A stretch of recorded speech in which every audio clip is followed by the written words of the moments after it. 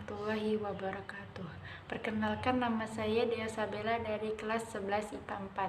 Saya ingin mempresentasikan perlawanan rakyat Indonesia di berbagai daerah dan nilai-nilai perjuangannya. Perlawanan rakyat Indonesia di berbagai daerah. Pada kesempatan kali ini saya akan menjelaskan berbagai perlawanan rakyat Indonesia di berbagai daerah dalam melawan kolonialisme Barat pada abad ke-19. Sekitar 6 perlawanan yang terjadi pada abad ke-19. Adapun perlawanan pada abad ke-19 tersebut meliputi perlawanan rakyat Maluku yang dipimpin oleh Pattimura, Perang Padri, Perang Banjar, perlawanan Diponegoro, Perang Bali, dan perlawanan rakyat Aceh. Langsung saja berikut ini pembahasan ke-6 perlawanan tersebut secara singkat. Perlawanan rakyat Maluku. Perlawanan rakyat Maluku dipimpin oleh tokoh yang bernama Pattimura. Perlawanan ini dilakukan untuk melepaskan penderitaan rakyat Maluku akibat penjajahan Belanda. Pattimura atau Thomas Matulesi melakukan perlawanan dengan dibantu Christina Matatiahahu. Ia bersama tokoh tersebut melakukan perlawanan dimulai pada tanggal 15 Mei 1817. Perlawanan dilakukan di Benteng Badstede di Saparua. Perlawanan ini menyebabkan Van den Bergh terbunuh akibat Belanda mengirimkan pasukan dari Ambon yang dipimpin oleh Kapten Lisne den Heer.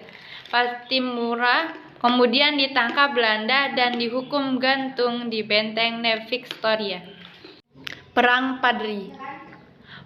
Perang Padri pada awalnya adalah perang antara kaum Padri atau agama dan kaum adat.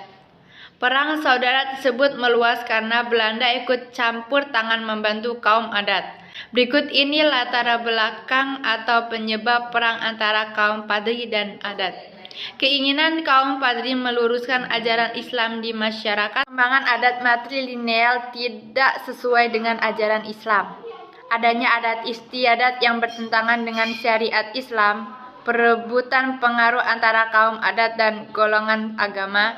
Lokasi perang antara kaum adat dan Padri berlangsung di kota Lawas. Perang saudara ini dimanfaatkan oleh Belanda untuk menguasai Sumatera dengan membantu kaum adat. Namun, kaum adat sadar bahwa mereka hanya dimanfaatkan oleh Belanda. Perang Padri akhirnya dimenangkan oleh Belanda setelah Imam Bonjol tertangkap pada tahun 1837. Kemudian Imam Bonjol diasingkan ke Cianjur, kemudian dipindahkan ke Minahasa, dan akhirnya ke Manado sampai wafat pada tahun 1864. Perang Banjar. Perang Banjar terjadi disebabkan karena Belanda tidak menghormati adat istiadat di Banjar. Belanda memonopoli perdagangan di Banjar. Pihak Belanda mencampuri urusan internal di Istana Banjar. Belanda mempunyai keinginan menguasai Banjar. Perlawanan Diponegoro. Pangeran Diponegoro adalah bangsawan Mataram yang berusaha membebaskan tanah Mataram dari dominasi Belanda. Perlawanan Diponegoro terjadi antara tahun 1825 sampai 1830. Sebab-sebab perlawanan Pangeran Diponegoro dibagi menjadi dua, yaitu umum dan khusus. 1. Sebab umum. Bangsawan tidak diperkenankan menyewakan tanah. Kaum ulama kecewa karena berkembangnya budaya barat, penderitaan dan kesengsaraan Mataram karena banyak pajak, campur tangan Belanda dalam urusan internal di istana. Kekuasaan kerajaan Mataram semakin sempit karena aneksasi Belanda. 2. Sebab khusus. Belanda membuat jalan di Tegal Rejo yang melalui makam leluhur Diponegoro tanpa izin terlebih dahulu. Perlawanan yang dilakukan oleh Pangeran Diponegoro mendapat dukungan dari Kiai Mojo Sentot Prawidirjo dan Pangeran Mangkubumi. Strategi yang digunakan oleh Pangeran Diponegoro melawan Belanda yaitu menggunakan siasat perang gerilya.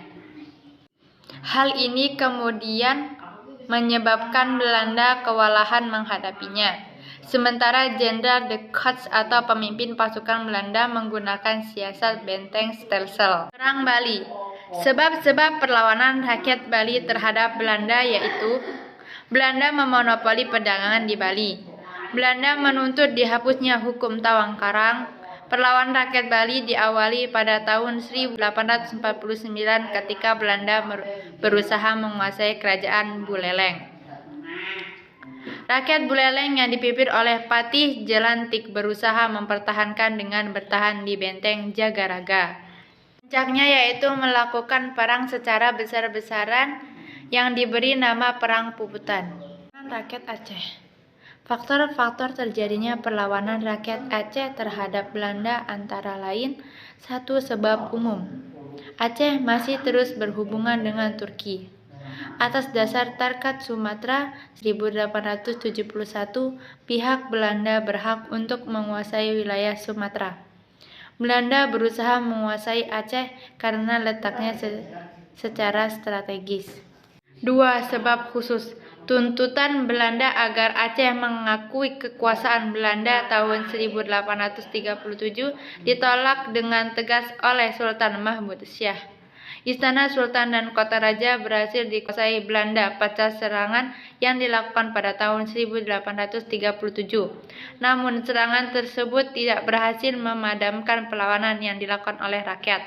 Belanda kemudian menggunakan strategi konsentrasi sel dengan mendatangkan Dr. Snouch-Hurrigne yang merupakan ahli agama Islam. Untuk melaksanakan siasat perang tersebut dibentuklah pasukan Marseille yang dipimpin oleh Jenderal Van Hecht. Presentasi saya, terima kasih. Wassalamualaikum warahmatullahi wabarakatuh.